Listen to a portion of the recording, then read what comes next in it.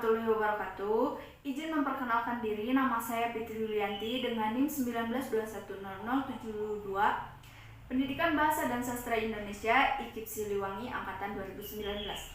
Video ini diajukan untuk memenuhi nilai mata kuliah Inovasi Pembelajaran Bahasa dan Sastra Indonesia dengan dosen pengampu Bapak Restu Bias Primandika. Nah, dalam video kali ini saya akan mengambil terkait kurikulum 2013 dengan kompetensi dasar mengidentifikasi informasi penting yang ada dalam proposal kegiatan atau penelitian yang dibaca untuk kelas 11. Nah, di poin pertama ada pengertian dari proposal. Proposal sendiri yaitu tulisan yang dibuat oleh penulis dengan maksud untuk menjelaskan rencana dan tujuan suatu kegiatan kepada para pembaca, sehingga mereka mendapatkan pemahaman tentang tujuan tersebut secara jelas dan detail, juga mengharapkan pembaca akan mengerti dari maksud dan tujuan proposal tersebut. Untuk selanjutnya ada tujuan proposal. Tujuan proposal yang pertama adalah untuk mendapatkan bantuan dana, kemudian untuk mendapatkan dukungan, dan terakhir untuk mendapatkan perizinan. Yang ketiga ada fungsi dari proposal. Fungsi proposal sendiri yang pertama untuk melakukan penelitian yang ada kaitannya dengan sosial, budaya, ekonomi, dan juga lain-lain. Untuk poin yang kedua ada dapat digunakan juga untuk mengajukan tender dari berbagai macam lembaga.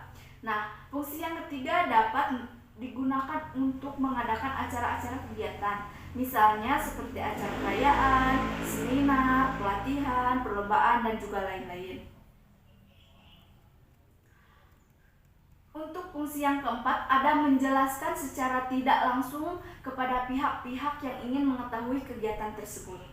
Yang kelima, fungsi yang kelima yaitu untuk meyakinkan para donatur atau sponsor agar mereka memberikan dukungan material maupun finansial dalam mewujudkan kegiatan yang telah direncanakan. Nah, di poin selanjutnya ada jenis-jenis proposal. Jenis-jenis proposal yang pertama ada proposal bisnis. Nah, proposal bisnis ini yang ada kaitannya dengan dunia bisnis atau usaha. Biasanya juga yang berhubungan dengan bisnis kelompok ataupun perorangan. Contohnya proposal pendirian tender-tender usaha, tempat usaha, dan juga lain-lain. Untuk yang kedua ada proposal project yang kaitannya dengan dunia pekerjaan. Umumnya berisi serangkaian rencana-rencana dalam usaha atau komersial. Contohnya seperti proposal project pembangunan suatu gedung. Nah, di poin ketiga untuk jenis proposal ada proposal penelitian yang sering digunakan pada bidang akademisi seperti penelitian untuk tugas akhir, tesis, dan juga lain-lain. Nah, biasanya proposal jenis ini digunakan untuk mengajukan suatu kegiatan penelitian yang akan dilakukan. Yang keempat ada proposal kegiatan untuk mengajukan suatu rencana kegiatan, baik itu kegiatan individu maupun perorangan, misalnya seperti proposal mengadakan perayaan, seperti kegiatan individu maupun kelompok, misalnya seperti proposal pengadaan perayaan, perlombaan, dan juga lain-lain.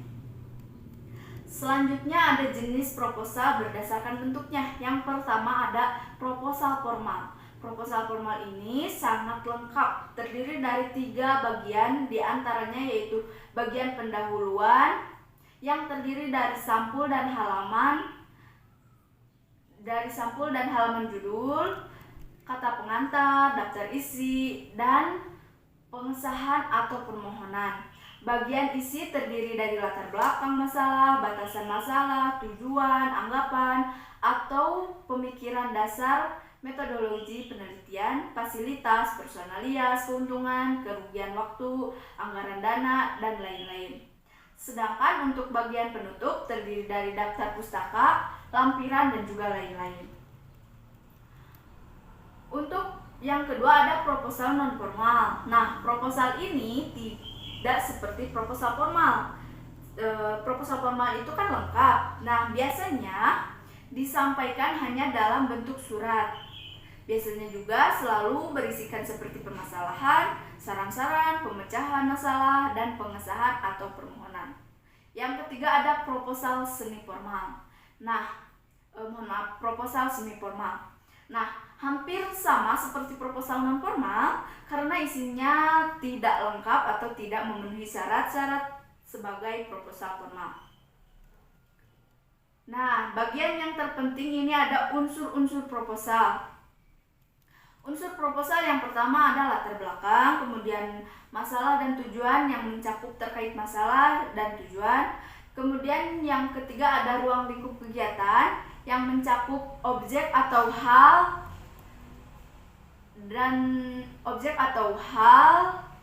juga jenis-jenis kegiatan. Kemudian ada kerangka teoritis dan hipotesis yang mencakup tentang kerangka teoritis, hipotesis atau suatu yang dianggap benar. Kemudian ada metode atau cara pelaksanaan. Selanjutnya ada pelaksanaan kegiatan, penanggung jawab, fasilitas yang tersedia, yakni mencakup sarana dan peralatan. Untuk selanjutnya ada keuntungan dan kerugian yang mencakup keuntungan-keuntungan atau bahkan kemungkinan dari kerugian. Kemudian ada lama waktu dan tempat pelaksanaan yang mencakup waktu, tempat. Selanjutnya ada anggaran biaya, daftar pustaka, dan lampiran-lampiran. Untuk selanjutnya ada ciri-ciri dari proposal. Ciri-ciri dari proposal yang pertama ada proposal berisi ringkasan kegiatan atau penelitian yang akan dilakukan. Yang kedua, proposal dibuat dengan singkat, padat, dan juga jelas. Yang ketiga, ada pihak yang mengajukan proposal, yaitu panitia kegiatan, peneliti atau pelaku usaha tergantung pada jenis proposal tersebut. Yang keempat, ada pihak yang dituju yang memiliki kepentingan untuk membantu dan mendukung dalam kegiatan proposal tersebut. Untuk selanjutnya yang kelima, biasanya dalam proposal itu menggunakan bahasa yang baku. Untuk yang nomor 6, proposal disusun secara sistematis dan memiliki struktur penulisan yang baku. Untuk nomor 7, terdapat gambaran dari suatu kegiatan secara umum. Yang 8, mempunyai kekuatan yang bersifat persuasif atau bisa dikenal dengan sifat membujuk atau mengajak. Selanjutnya yang 9 ada disusun sebelum rencana kegiatan. Kemudian yang ke-10, proposal sendiri memiliki sasaran dan tujuan yang jelas. Agar dapat diterima dan juga disetujui oleh pihak yang memiliki otoritas perizinan atau pemberi sponsor. Di poin terakhir ada syarat-syarat menyusun proposal. Syarat-syarat menyusun proposal yang pertama yaitu harus memiliki struktur maupun logika yang sangat jelas dan mudah dimengerti. Untuk yang kedua, ada hasil dari kegiatan tersebut, yakni harus terstruktur. Yang ketiga, rumusan jenis kegiatan yang dilakukan harus ditulis secara detail serta harus benar-benar dapat dikerjakan. Yang keempat, jika ada anggaran dana yang diperlukan, maka anggaran dana yang diperlukan harus realistis dengan kegiatan tersebut. Dalam pemaparan materi terkait proposal, jika dikaitkan dengan inovasi pembelajaran STEAM, yakni singkatan dari Science, Technology, Engineering, Art, and Mathematics, atau jika di bahasa Indonesia kan itu merupakan ilmu pengetahuan alam, teknologi, teknik, seni, dan juga matematika. Yang mana dalam IPA atau ilmu pengetahuan alam adalah kajian fenomena alam yang melibatkan observasi dan pengukuran untuk menjelaskan secara objektif alam yang selalu berubah. Jika dikaitkan dengan materi proposal, ini menyangkut perihal pelaksanaan yang tercantum dalam proposal untuk membantu meminimalisir apabila terjadi hujan yang akan menghambat acara. Dengan pengetahuan alam mungkin akan ada penemuan-penemuan yang membantu untuk meminimalisirnya. Untuk poin yang kedua yaitu teknologi sendiri. Teknologi sendiri adalah teknologi. Teknologi sendiri adalah inovasi-inovasi manusia yang digunakan untuk memodifikasi alam agar memenuhi kebutuhan manusia. Jika dikaitkan dengan materi proposal, maka dapat dikatakan pemanfaatan alat-alat komunikasi seperti laptop, handphone, monitor, dan sebagainya itu sudah termasuk ke dalam teknologi.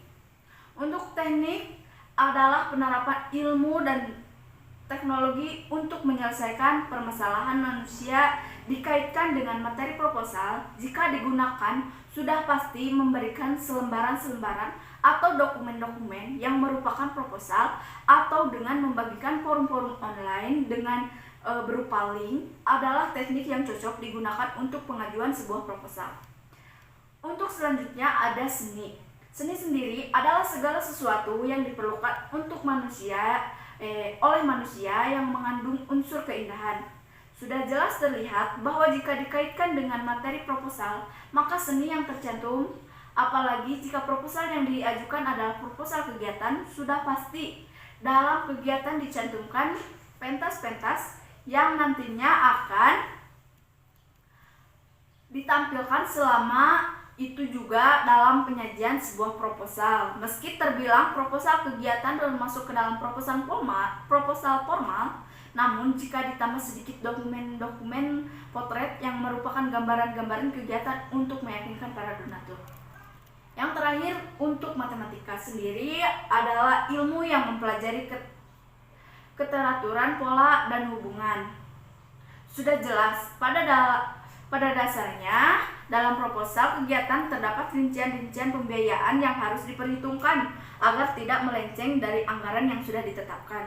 Selain itu juga sudah dicantumkan terkait waktu yang telah ditentukan. Karena jika melenceng dari waktu yang telah ditentukan, maka akan menambah jam dari pelaksanaan proposal tersebut. Mungkin hanya itu yang dapat saya sampaikan, kurang dan lebihnya mohon dimaafkan. Billahi taufiq wal hidayah. Wassalamualaikum warahmatullahi wabarakatuh.